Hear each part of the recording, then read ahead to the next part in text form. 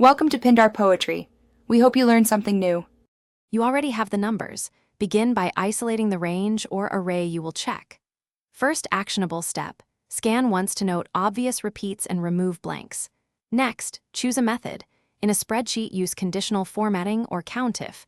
In Python, import the list and use a dictionary or counter.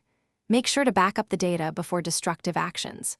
Once done, label the working copy so you can compare results later without corrupting the original. You now run the chosen detection.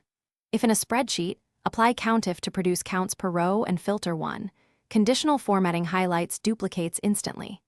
If coding, normalize values first, strip whitespace and convert numeric strings to numbers, then use counter to get frequencies or sort and check adjacent equals for linear pass. Make sure to handle nulls and special characters consistently because different representations hide duplicates. Once identified, you finish by resolving duplicates according to your rule. Drop extras, merge records, or tag for manual review. Export a deduplicated copy and keep an audit column with original counts so you can trace changes.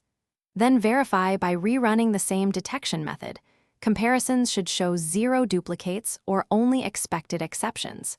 If you still see unexpected matches, check normalization rules and data types. Mismatched formats are the usual culprit, and reprocess after correcting.